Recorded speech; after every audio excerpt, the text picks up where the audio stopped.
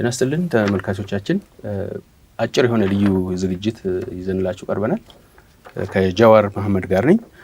ሰሞኑን አሁን ያለው የመንግስት ስልጣን ላይ ያለው አካል የመንግስት ጊዜው ሲያልቅ ምን ይሆናል እንዲሁም ምርጫ መቼ ይደረጋል በሚሉ ጥያቄዎች ዙሪያ የካውንስል ኦፍ ኮንስቲቱሽናል ኢንኳይሪ ወይም የህገ መንግስት አጣሪ ጉባኤ የባለሙያዎች አስተያየት ሲሰበስብ ነበር ሰሞኑና በዚህ ላይ ሁሉም እየተነጋገረ ነው። በዚህ ጉዳይ ላይ አጭር ቆይታ እናደርጋለን ከጃዋር ጋር። ጃዋር በቅድሚያ ያመሰግናለሁ። እስቲ ከእንትኑ እንነሳ። መሰረታዊ ነገሮች ይሄ አሚከስ ኩሬ ምንድነው? ምን ማለት ነው? ወይም በህግ አሰራር ያለ ነገር ነው? በጣም ብዙ የሚታወቅ ነው። እኔ እንግዲህ የህግ ባለሙያ አይደለሁም። ያለኝ የህግ ትምህርት ውስን ነው። እስከሚገባኝ ድረስ አሚከስ ኩሬ የሚባለው የአንድ ጉዳይ አከራካሪ ሆኖ ለህገ መንግስት ትርጉም ሲመራ በእኛ ሀገር ስልጣን ያለው የሲሲአይ የሚባለው የህገ መንግስት ጉዳዮች አጣሪ ጉባኤ፣ በአሜሪካ ደግሞ ሱፕሪም ኮርት፣ እነሱ በዛ በአከራካሪ ጉዳይ ላይ ውሳኔ ከማስተላለፋቸው በፊት ምክር ይጠይቃሉ። ከህግ ባለሙያዎች ምክር ይጠይቃሉ። እነዛ ያ ምክር ማለት ነው ከተለያየ አመለካከት ያላቸው የህግ ፕሮፌሰሮች፣ የህግ ባለሙያዎች፣ ዳኞች ከተለያየ አይነት ነገር ይጠይቃሉ። ያ ነው። እስቲ ስላካሄዱ ከመጀመራችን በፊት እንግዲህ አሚከስ ኩሬ የተባሉት እነዚህ የህግ ምክር የሚሰጡ ሰዎች በጽንሰ ሀሳቡ ትንሽ እኔም ሳረግ ነበርና ኤክስተርናል ወይም ምንም አይነት ኮንፍሊክት ኦፍ ኢንትረስት የሌላቸው ሰዎች መሆን አለባቸው። የሚፈለገው ኤክስፐርታይዝ የሆነ ሰርቪሳቸው ብቻ ነው። በዚህ አካሄድ ያቀረቡ ሰዎች ያንን ያሟላሉ ብለህ ታስባለህ? እንግዲህ በሁለት መልኩ ሊኬድ ይችላል። አንዱ ፒውርሊ አካዳሚክ የሆነ ኤክስፐርቲዝ የሆነ ጉዳይ ምክር የሚሰጡ የሚደረግበት ሁኔታ አለ። አንዳንዱ ደግሞ ፍሬንድስ ኦፍ ኮርት ብለው ኢንትረስት ያላቸውንም የሚጋብዙበት ሁኔታ አለ። ያም ሆነ ይህ ግን የሚጠየቀው ኢንዲፔንደንት የሆነ ግን ከተለያየ አመለካከት ወሳኝ ነው። ኢንዲፔንደንት ሆኖ ከአንድ ሳይድ ብቻ ሳይሆን ከተለያየ በጉዳዩ ላይ የሚከራከሩ ሁለትና ከዛ በላይ የሆኑ ወገኖች ናቸው ኖርማሊ የሚኖሩት። በዛ ላይ የተመዛዘነ ውሳኔ ለምን ነው የሚያስፈልገው? እንዲህ አይነት የህግ ምክር ፍርድ ቤቶቹ ወይም ደግሞ በእኛ ሀገር የካውንስሉ እንዲህ አይነት ግብዣ የሚያደርግበት ምክንያት በዛ በአከራካሪ ጉዳይ ላይ በጣም ትልቅ ስለሆነ ህገ መንግስት ደረጃ የሚደርስ ባለው ህጋዊ አሰራር መፍትሄ ያላገኘና ባለው ህገ መንግስታዊ ድንጋጌ ላይ መግባባት ስላልተቻለ በተለይ ደግሞ እዚህም ብዙም ባይሆን አሁን በአሜሪካም ሀገር እዛ ደረጃ የሚወሰኑ ውሳኔዎች ዘላቂ ውጤት ይኖራቸዋል፣ ኢምፓክት ይኖራቸዋል። በቀላሉ ሊያደርጉት አይፈልጉም ዳኞቹ። ስለዚህ የተለያየ አመለካከት ያላቸው ሆኖም ግን በቀጥታ በጉዳይ ውስጥ ያልተሳተፉ የአንዱ ሳይድ ጠበቃ ያልሆኑ ሁለት ተከራካሪዎች ካሉ ከነኛ ጋር ቀጥተኛ ግንኙነት የሌላቸው ለነዛ ተከፍለው የሚሰሩ ያልሆኑ ወይም ደግሞ ዝምድና የሌላቸው ያላቸውን እውቀት እንዲያጋሩ የሚጋበዝበት ሂደት ነው። ኦኬ አይ ቲንክ የተለያየ አመለካከት ያልከው ነገር አሁን እንግዲህ የተጠየቀው መሰረታዊ ፈንዳሜንታል ጥያቄ ህገ መንግስታዊ ኢንተርፕሪቴሽን ይደረግ ወይም አይደረግ ነው። እኔ ፕሮግራሙ ስከታተል ነበርና አይደረግ ያለ አላየውምና ቀጥሎ ሌሎች አይደረግ የሚሉትን እንሰማለን አይደለም የሚለውም እና ይሆናል። ግን ዳይቨርሲቲ አላየውበትም። እኔ አንተ አይተህበታል? ድራማ እኮ ነው ማለት ማድረግም አልነበረባቸውም። ይሄንን ለፉገራ ያደረጉት ነገር ነው። አንደኛ እዚህ ጋር ሀቅ ልደብቅ ስትሄድ ትጋለጣለህ። ሁለት ጥያቄ ነው የተጠየቀው፣ ከፓርላማው የተጠየቀው ከዛ በኋላ እዚህ በህገ መንግስት አጣሪ ጉባኤም የተጠየቀው ሁለት ነገር ላይ ሀሳብ እንዲሰጥ ነው። አንዱ በአስቸኳይ ጊዜ አዋጅ ምክንያት ምርጫ ማካሄድ ካልተቻለ መንግስት ምን ይሆናል፣ ስራ አስፈጻሚና ህግ አውጪው ምን ይሆናል፣ ምርጫው ደግሞ በምን ያክል መካሄድ አለበት የሚለው ላይ። ከዛው ጋር ተያይዞ ሌላ ምርጫ ጥያቄ አለ። አጣሪ ጉባኤው ወይም ደግሞ ሃውስ ኦፍ ፌዴሬሽን ህገ መንግስታዊ ትርጓሜ ሊያደርግበት የሚችል ጉዳይ ነው ወይ የሚል ጥያቄ አለ። መሰረታዊ ክርክሩ ይሄ ነው። አካሄዳቸው ስህተት አለው። አንደኛ መጀመሪያ ሴትል መደረግ የነበረበት የህግ ትርጉም ያስፈልጋል አያስፈልግም፣ ሁለት ክርክር ብቻ ነው ያለው። በነገራችን ላይ ገዢው ፓርቲ የህግ ትርጉም ያስፈልጋል፣ በህግ ትርጉም ነው የሚሄደው ነው ያለው። ተቃዋሚው የህግ ትርጉም አያስፈልገውም፣ በህገ መንግስት ውስጥ አልተካተተም፣ መተርጎም አያስፈልግም። አብዛኛው ኦፖዚሽን ይሄን ሲል አንዳንዶቹ እንኳን በዛው እንሂድ ያሉ ደግሞ የህግ ማሻሻል የህግ መንግስት ማሻሻል እንጂ የህግ ትርጉም አይደለም የሚያስፈልገው ነው ያሉት። ክርክሩ የህግ መንግስት ትርጉም ያስፈልገዋል ወይ አያስፈልገው ነው መጀመሪያ ሴትል መደረግ የነበረበት። ስለዚህ ይሄንን በሐሳብ ማዳበር ከተፈለገ ከሁለቱም ወገን ያስፈልገዋል ወይ አያስፈልገው የሚል ተከራካሪ ማቅረብ ነበረባቸው። አላገኙም እንዳንል በስፋት በዚህ ጉዳይ ላይ በስፋት ሲጻፍ ነበር። ያ ብቻ አይደለም፣ እነሱ ከጠየቁ ወዲህ በአስርታት የሚቆጠሩ ምሁራን ጠበቆች አስገብተዋል። ያቀረቧቸው ግን አንድ አይነት አመለካከት ነው ይዘው የቀረቡት። አክሲደንታል አይደለም፣ በድንገት ፒክ አድርገዋቸው አይደለም። በዛው ፒክ ሊያደርጓቸው አይችሉም። ምክንያቱም ቢያነቡ ዳይቨርስ ቪው ቢፈልጉ ኖሮ ይሄን ሳይድ የሚከራከረውን ታነሳና ከዚህ ሳይድ የሚከራከረውን ታነሳና አንድ አይነት አመጣለህ። ህዝቡ ማወቅ ያለበት ሁላችንም ማወቅ ያለብን እኔም የማውቀው እነሱም የማይክዱት እዛ ድራማ ላይ የተሳተፉት የህግ መንግስት አጣሪ ጉባኤን ሲመሩና ሲጠይቁ የነበሩት የተወሰኑ ሰዎች ዋናዎቹ ይሄንን የመንግስትን አቋም በማርቀቅ ላይ ተሳታፊ ነበሩ። እሺ ጥቀስ እስቲ ግልጽ አድርገህ። የህግ መንግስት አጣሪ ጉባኤ አመራሮች ገና ጠቅላይ ሚኒስትሩ ለፓርቲዎቹ ሳያቀርበው ወደ ፓርላማ ገና ሳይመራ ገና ምርጫው እንደተላለፈ ሲታወቅ የህግ ባለሙያዎች ተሰብስበው ነበር። በዚህ ውስጥ ተሰብስበው ነው ጠቅላይ ሚኒስትሩ ይሁን የአቃቤ ህጉ የተናገሩት ነገር ትዝ ካለህ ይሄ ሐሳብ በሶስት ቡድን ነው የቀረበው። ሶስት ኢንዲፔንደንት የሆኑ ቡድኖች ናቸው የቀረቡት። የአቃቤ ህግ ቢሮ ያሉ፣ ጠቅላይ ሚኒስትር ቢሮ ያሉ እና ኢንዲፔንደንት የሆኑ ስኮላሮች ያሉ በሙሉ እዛ ውስጥ የተሳተፉት ሜቢ አንድ ሁለት ሰው ካሉ በስተቀር የአጣሪ ጉባኤ ውስጥ ካሉት ዋናዎቹ እንደ ኢንዲፔንደንት ኤክስፐርት ገለልተኛ ምሁራን ተብለው የቀረቡት በሙሉ ተሳታፊ ነበሩ። እዛ ውስጥ ሐሳቡን በማርቀቅ ደረጃ ላይ ማለት ነው። ተሰብስበው ለመንግስት የሚያዋጣው ይሄ ነው ብለው አዘጋጁ።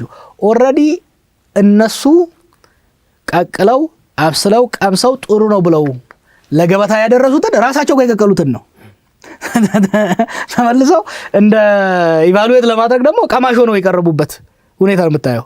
ኢማጂን ገና ለፓርቲው የገዢውን ፓርቲ አቋም ያረቀቁት ግለሰቦች ሪኮሜንድ ያደረጉት ግለሰቦች ጉዳዩ ወደ ፓርላማ ሄዶ በፓርላማ ሮጦ ሲመጣ ለሁለት ተከፍለው ግማሾቹ የህገ መንግስት አጣሪ ጉባኤ አመራር ሆነው ጥያቄ ይጠይቃሉ፣ ግማሾቹ ደግሞ ኢንዲፔንደንት ኤክስፐርት ሆነው ኢንዲፔንደንት ኤክስፐርት ሆነው መልስ ይሰጣሉ።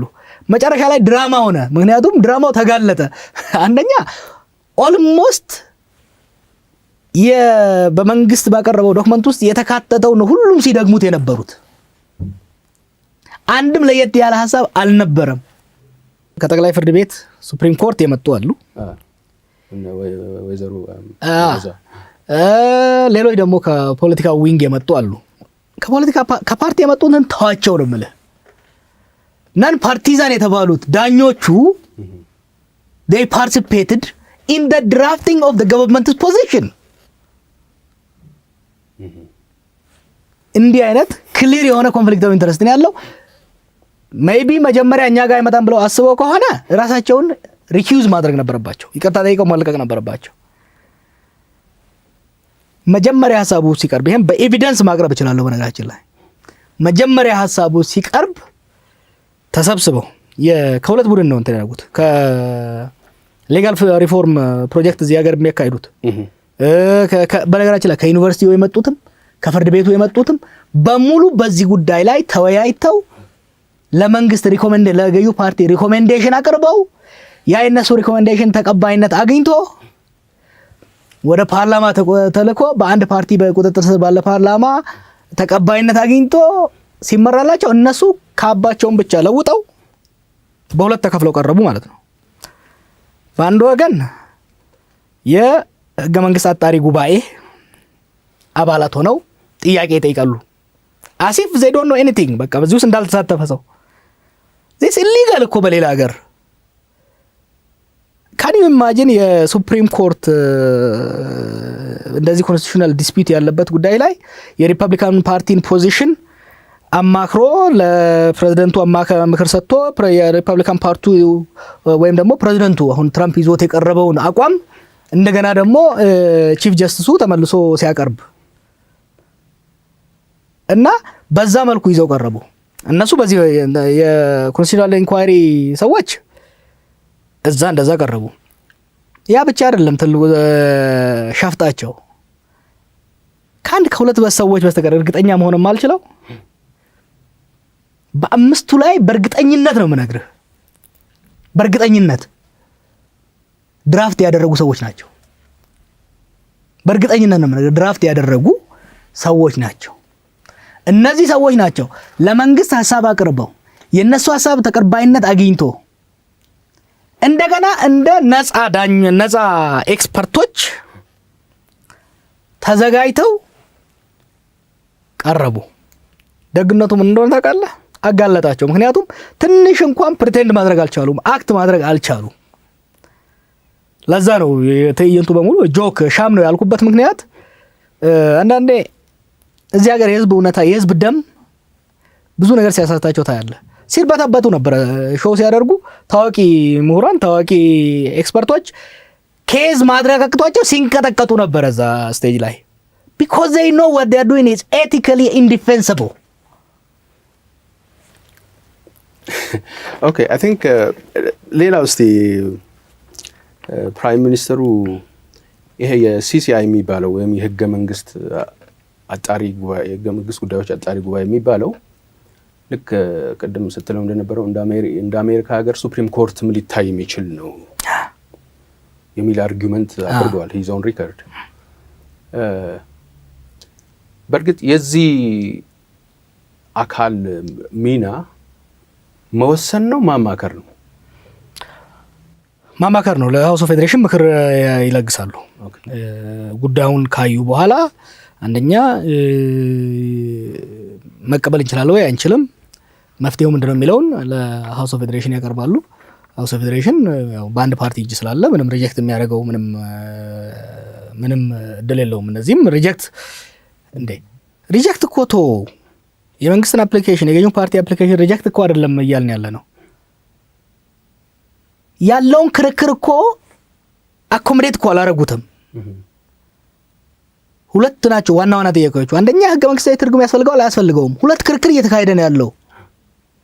ምሁራን ምናልባትም በኢትዮጵያ ህገ መንግስት ታሪክ ስለ መንግስት ስልጣን መራዘም ምናምን እኔ እንደ ህግ ምሁራን ራሱ ይሄን ኦፖርቹኒቲ እንዴት ዌስት ያደርጋሉ የሚለው ነው የገረመኝ። ይሄ ህገ መንግስት ለመጀመሪያ ጊዜ ለክርክር ቀረበ። ክርክር ነው እየተካሄደ ያለው። ክርክር ባይኖር ኖሮ አምቢጊቲ ባይኖር ኖሮ እዛ አይቀርብም ነበር። ክርክር እኛ እያልን ያለ ነው፣ ተቃዋሚውም እያለ ያለው ሌሎች ምሁራንም እያሉ ያሉት ለህገ መንግስቱ በህገ መንግስቱ ውስጥ አልተካተተም፣ ስለዚህ ኢንተርፕሬት ማድረግ አይችልም የሚል አለ። መከራከሪያው ሊያዋጣም ላያዋጣም ትክክልም ላይሆን ይችላል። ራሳቸው ጠይቀዋል።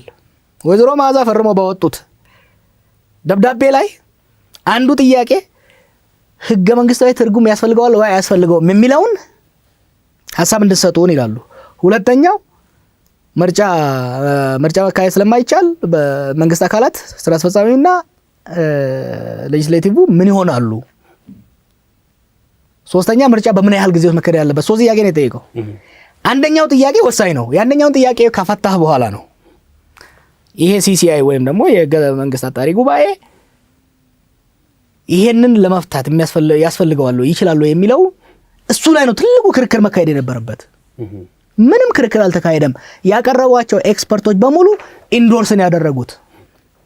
ምክንያቱም ሰሌክት ያደረጉት ትንሽ ግልጽ ላድርገው 5 ቀን ምናምን ነው ሰጥተው ሰውን አሚከስ ኩሬ ወይም አሚከስ ብሪፍ አቅርቡልን ብለው የጠየቁት። በዛ ባጭር ጊዜም ብዙ ሰው ጻፈ። ዴድላይኑ አርብ ማታ ነበር። ስብሰባ የተደረገው ቅዳሜ ጠዋት ነው። ሪሊ በአንድ ሌሊት ውስጥ ሁሉን አንብበው ሁሉ ከገባ በኋላ መቼም አስተማሪ ነበር ታውቀዋለህ፣ አፍቶ ሪድ ሰሚሽኑን በሙሉ ሁሉን አጣርተው ነው እነኛን ሰዎች ፒክ ያደረጉት በዛች ሌሊት ማለት ነው። በዛች ሌሊት የቀረበልን 15 ምናምን ውሸት ነው፣ ትክክል አይደለም። ከዛ በላይ ነው የቀረበውም አውቀዋለሁ፣ ሪኮርድ እያደረግን ስለነበረ የገዢውን ፓርቲ አቋም የሚቃወም ትንታኔ የሰጡት በሙሉ ሪጀክት ነው የተደረጉት። ያ ብቻ አይደለም። ከቀረቡት 7 የህግ ባለሙያ ብለው ከቀረቡት ውስጥ 5ቱ ከአንድ ቡድን ነው የመጡት። ክሊር የሆነ ገዢውን ፓርቲ ይሄን አቅርብ ብለው ከመከሩት በኋላ በዛ አዙረው እዚህ ጋር ዳኛ ሆነው ይቀርባሉ፣ እዚህ ጋር አማካሪ ሆነው ይቀርባሉ። ሰውን ለመሸወድ በላይቭ ቴሌቪዥን ያስተላልፉታል። ሸውደው በማስመሰል ተቀባይነት ለማስገኘት የመጡበት የልጅ ልጅ ጨዋታ ነው። ግርማ አንድ ደግሞ ወይዘሮ ማዛ ሲጠይቁት የነበረው ነገር አለ። እሳቸው ይሆን ብቻ አንዱ ከዳኛዎቹ አሁን አስፈጻሚውን አካል ሁለት ሐሳብ ሲንሸራሸር እንደነበረ ነው የተረዳሁት። ኢንፋክት አንድ ጊዜ ነው ያየሁት እንትኑ አንደኛ አስፈጻሚውን አካል ካለ ፓርላማ ማስቀጠል፣ ይሄ ተቃዋሚዎችም ሰጀስት ያደርጋችሁት ነገር ማለት ነው። ሌላው ደግሞ አስፈጻሚውን አካል ከፓርላማው ጋር ማስቀጠል ምንድነው ጠቀሜታው፣ ምንድነው ሜሪት ዲሜሪቱ ሲባል ነበርና በዚህ ኢንተርፕሪቴሽን ውስጥ አስፈጻሚውን አካል ካለ ፓርላማ ማስቀጠልም ሐሳብ አላቸው ማለት ነው። እንዴት ጥያቄው ግልጽ አልነበረም ለኔ። በርግጥ ውሳኔው አልቋል ግርማ። ውሳኔው ገና ፓርላማ ሳይደርስ ቁጭ ብለው ሌጋል ስትራቴጂ አውጥተዋል። ምርጫ አልተካሄደም፣ ይሄ የህገ መንግስት ቀውስ ፈጥሮብናል፣ መቀጠል አለብን፣ ስልጣንን ሳንለቅ መቀጠል አለብን። የተወሰነ ነው ከነ ፓርላማቸው። እንደ ጠቅላይ ሚኒስትሩ እኮ ግልጽ እኮ ያደረጉት ነገር ነው። ገና የህገ መንግስታዊ ትርጉም የሚፈልገውን ጉዳይ ተርጉመው እኮ ጨርሰውታል አይደለም እንዴ በንግግራቸው። እሱ ትክክል ነው። እሳቸውን ብቻ ሳይሆን ሌላ ባለስልጣንም ደጋግመው ብለውታል። ኦልሬዲ ፌታ ካምፕሊ ነው ይሄ። እነዚህ ጠበቆች የፖለቲካል ፓርቲዎቹን የጠቅላይ ሚኒስትሩ ኦኬ ፖለቲካ ክርክር ነው፣ እሱ እንከራከርበታለን፣ ስልጣን መቆየት በፈለጋቸው ፋይን። የሚያሳምመው ግን በተለይ ደግሞ እዚህ ሀገር ውስጥ የህግ የበላይነት እንዲመጣ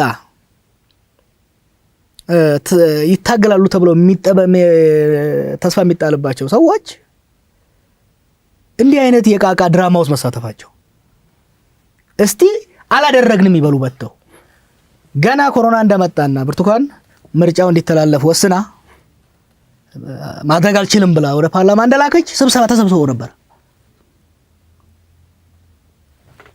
by the same people ይሄኛውን አሁን ውይይት ኮንቪን ባደረጉ ሰዎች ተሰብስበው ነበር።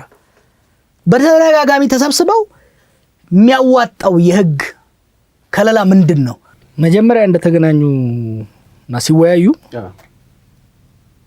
አንዳንዶቹ እንዳውም ህገ መንግስቱ ውስጥ ምርጫን ለማስተላለፍ የሚያዋጣ መንገድ የለም እስከ ማለት፣ አንዳንዶቹ ደግሞ ቤስት ሶሉሽን ኢዝ አሜንድመንት ህገ መንግስት ማሻሻል ነው የሚያዋጣው ብለው ጽፈውታልም እንጂ መጨረሻ ላይ ግን ተወያይተው ተከራክረው በገዢው ፓርቲ ትዕዛዝ መሰረት ወደ ኢንተርፕሬቴሽን እንደሚሄድ እንዳለበት አስቀመጡ። ለገዢ ፓርቲው የሚሆነውን ዶክመንት አቀረቡ። በአንድ ወገን 4 ሳምንት በፊት ልክ የገዢው ፓርቲ የህግ አማካሪ ሆነው ያገለገሉ ግለሰቦች ለሁለት ተከፍለው በአንድ ወገን አጣሪ ኮሚሽን፣ በአንድ ወገን ለአጣሪ ኮሚሽኑ ምክር ሐሳብ የሚያቀርቡ ገለልተኛ የህግ ባለሙያ መስለው ቀርበው የተቀረባበረ ድራማ ነው የሰሩት። ኤኒዌይስ ኢትዮጵያ ይሆናል ያው ሌላ ሀገር ቢሆን ወንጀል ነው ምናምን ስትል ነበረ። ኢትዮጵያ ይሆናል እንደዚህ ነገር ብዙ ነገርም ሆኖ ምክንያቱም ለምሳሌ በጣም ትንሽ የተሰማኝ ከዚህ በፊት የነበረውን ስራ ሲተቹ ነበር። ከዚህ በፊት ዳኞቹና አቃቢ ህጎች የደህንነት መስሪያ ቤቱና የገዢው ፓርቲ ጠርቶ ነገ በዚህ ፖለቲካ እስረኛ ላይ የዋስ መብት እንዳታከብር በዚህ አይነት ከሰሰው በዚህ አይነት አቆየው እየተባለ ዘየተ ማታ የተወሰነ ውሳኔ ፍርድ ቤት ጋዋን ለብሶ ሲያስፈጽሙ ነበር ተብለው ዛሬ ይሄን ድራማ ሲሳተፉ ያሉ ሰዎች ከኛ ጋር ሲሳተፏቸው ነበር። ዛሬ ደግሞ ተመልሰው በተቃዋሚውና በመንግስት መካከል ያለውን ክርክር this is a constitutional moment ሪል ዲቤት ሊደረግ የሚችልበት ሪል ክርክር ሊካሄድ የሚችልበት ይሄን ፕሮፖዛል የገዢው ፓርቲ ፕሮፖዛል ነው። ገዢው ፓርቲ ወደ ፓርላማ አቅርቦት ፓርላማው ይዞ ለነሱ ወደ ካውንስል ኦፍ ኮንስቲትዩሽን ኢንኳሪ የላከው ነው። ራሳቸው በዚህ ውስጥ ሞራልና ህግን ጥሰው ተሳትፈው ይሄንን ፕሮፖዛል በማዘጋጀት ላይ ያለ አንዳች ህፍረት ደግሞ ሃንድ ፒክ ተደራርገው በሁለት ተከፍለው በአንድ ወገን አጣሪ ኮሚሽን በሌላ ወገን የኢንዲፔንደንት ኤክስፐርት ሆነው መጡ። ይሄ ብቻ ያበቃቸው አንድ ሳይድ ብቻ መሆን ስለፈለጉ የተለየ አቋም የተለየ ትንታኔ ያላቸውን ምሁራኖች በሙሉ ከውስጡ አስቀሩ። ሲሆን መሆን የነበረበት ባላንስ ለማድረግ ገዢውን ፓርቲ ያቀረበውን ፕሮፖዛል የሚደግፉ እንደዛ የሚደግፉ የህግ ባለሙያዎችን ትጋብዛለህ። ያንን የሚቃወሙ ደግሞ ተቃዋሚ የሚያቀርበውን አመክንዮ የሚደግፉ ታቀርብና ታከራክራለህ። ከመሐከሉ ውሳኔ ትወስዳለህ፣ ለዛውም እንደ ገለልተኛ ወገን። ይሄ ሲሲአይ አብዛኛው በፖለቲካል ከገዢው ፓርቲ ኦልሞስት ሁሉም በገዢው ፓርቲ ነው። ኦልሬዲ የባስ ችግር አለ። ኦልሬዲ የተሾሙት በገዢው ፓርቲ ሆኖ ያለ ከዛ አልፈው እኮ ነው የምልህ ናቹራሊ ፕሪዲስፖዝ ከሆኑበት ባያዝ አልፈው እነሱ ባዘጋጁት ፕሮፖዛል ላይ በሁለት ሚና እንደ ዳኛና እንደ ህግ አማካሪ ሆነው ቀርበው ያደረጉት ድራማ ነው። እዚህ የህገ መንግስት ትርጓሜ ሂደት ላይ ጃዋር ከዚህ በፊት የነበረ ፕሬሲደንስም ነበር የሚል የህግ ሰዎች ሲያነሱ ሰምቻለሁ፣ አንብቤያለሁ። ፕሬሲደንሱ ምንድነው? የህግ ዲስፒዩት የሌለው ነገር የህግ ትርጓሜ ያስፈልገው ተብሎ ኢቭን ከዚህ በፊት በወያኔ ጊዜም ማለት ነው ሁለት ኬዝ እንደቀረበ ለምሳሌ ዶክተር ጸጋይ አንስቶ ሲከራከር ሰምቻለሁ።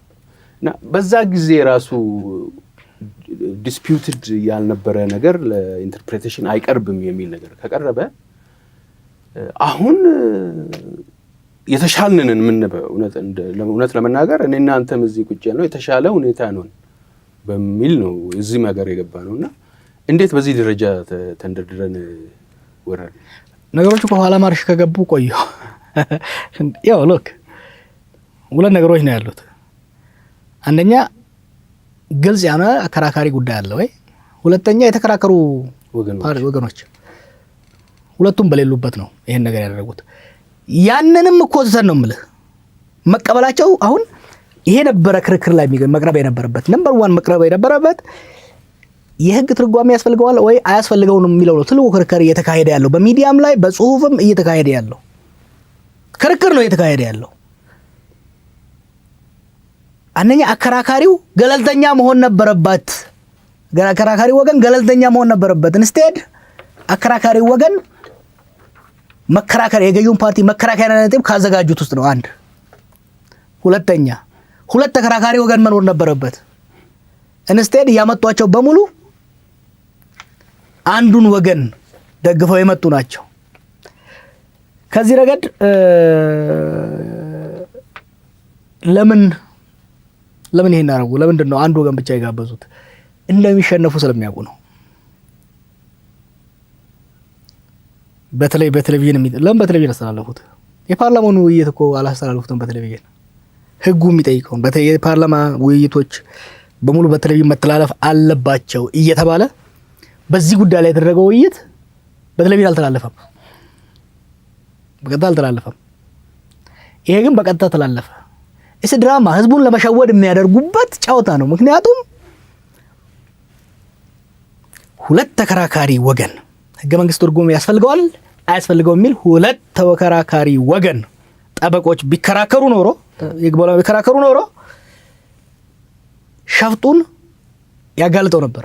የመንግስት ሚዲያ ሰሞኑን አይታ እንደሆነ በሙሉ ምሁራኖች እንዲያሉ የእንትን ቀበሌ ሰዎች እንዲያሉ የእንትን ዩኒቨርሲቲ ሰዎች እንዲያሉ ገመንግስታዊ ትርጓሜ ነው የሚያዋጣው ብለዋል ምናምን እሱ ነው እነኚህ ጠበቆችን መልሰው የደገሙት። ገዢው ፓርቲ እየገነባ ያለው ናሬቲቭ ቢልድ ለማድረግ ነው። ከዚህ ዴይ ዚሮ ፕላን ነው ያደረጉት። ከዴይ ዚሮ ተወያይተው ይሄንን ፕሮፖዛል አቀረቡ። ከዛ በቴሌቪዥን ለይስሙላ አቀረቡ። ሁለት ወገን ከሆነ ግን ሉዝ እንደሚያደርጉ ስለሚያውቁ አንድ ተወዳዳሪው አንድ ወገን ብቻ ነው። ቤዚካሊ እንደ መሰለ እግር ኳስ ከወሰድክ ለአንድ ክለብ አብረው ትሬን ያደረጉ ሰዎች አንድ ወገን በሁለት ተከፈሉ ማለት ነው። ግማሽ ወገን ኳስ ተጫዋቾች ሆኑ፣ ግማሽ ወገን ሪፈሪ ሆኑ፣ ዳኛ ሆኑ፣ ሌላኛው ወገን ጨዋታ ውስጥም የለም። ስለዚህ ኳሷ ስትገባና ፊሽካ ሲነፋ ብቻ ነው አንተ ብታየው። ኦልሬዲ ግን አብረው ተስማምተው ጨርሰው አብስለው ያመጡትን ጉዳይ ነው በቴሌቪዥን ለማስተላለፍ ህዝብ ለመሸወድ ያደረጉት። እትሳድ ምክንያቱም it's not the first time እንዲህ አይነት ነገር የሚደረገው። አሁን ግን ለለውጥ እድል ባለበት ሁኔታ ላይ በተለይ ደግሞ የህግ ባለሙያዎች የራሳቸውን ኢንዲፔንደንት ላይፍ ማኖር የሚችሉ ሰዎች እንዲህ አይነት ነገሮች መግባት አሳዛኝ ክስተት ነው። በጣም አመሰግናለሁ። ሁለት መሰረታዊ ጥያቄዎችን ነጥቦችን ላንሳና ውይይታችንን እናበቃለን። አንደኛ እንግዲህ በጣም ሪውንድ በሆነ ድራማ ነው ያልከው። ድራማውም ሪውንድ ነው፣ በጣም